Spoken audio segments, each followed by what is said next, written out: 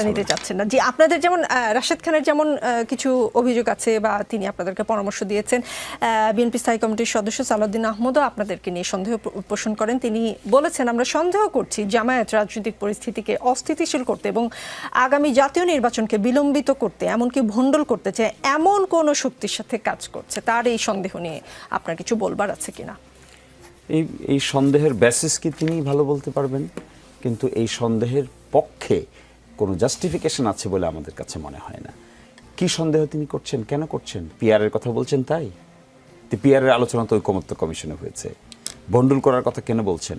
নির্বাচনের কথা আমরাই তো নির্বাচনের কথা ডিসেম্বরেও বলেছিলাম, আমরা ফেব্রুয়ারিতে বলেছি, আমরা এপ্রিলেও বলেছিলাম আফটার। তো এর 2-3টা একটার মধ্যে তো আছেই। তো ভণ্ডুল করার প্রশ্ন আসলো কেন?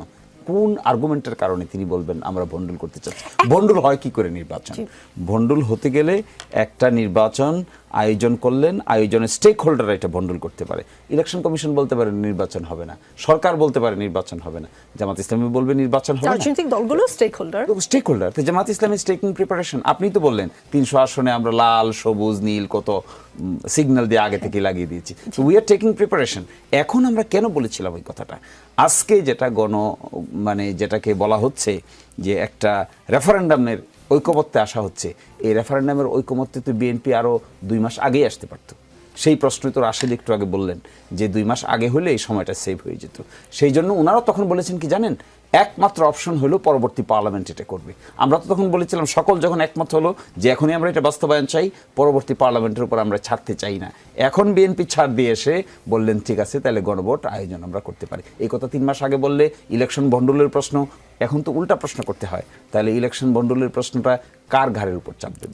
আপনাদেরকে নিয়ে নিন্দুকেরা আরেকটা কথা বলে, জামায়াতকে জেতাতে পেছন থেকে কাজ করছে আওয়ামী লীগ, তাহলে তারা বিশ্বকে দেখাতে পারবে বাংলাদেশের ডানপন্থীদের উত্থান হয়েছে। এমন বিশ্লেষণ যারা করেন তাদের জন্য আপনাদের জবাব কি?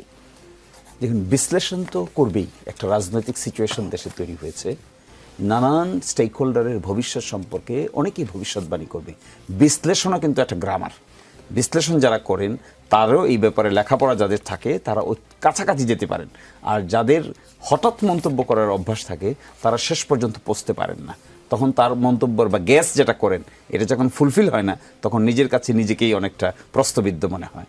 ফলে আমি মনে করি নিন্দুকদের কোনো দাবিকে আমি নেগেটিভভাবে নেওয়ার আমি রাজি নই। যদি কেউ কোনো ইস্যু সত্যিকার অর্থে রেইজ করে যেখান থেকে আমার জন্য লার্নিং আছে, আমি শিখতে পারি, বুঝতে পারি, আইডেন্টিফাই করতে পারি, আমার এজেন্ডাকে রিডিফাইন করতে পারি, I want to accept the criticism. জি, সরা তুষার, সমসাময়িক রাজনৈতিক বিষয়ে বাংলাদেশ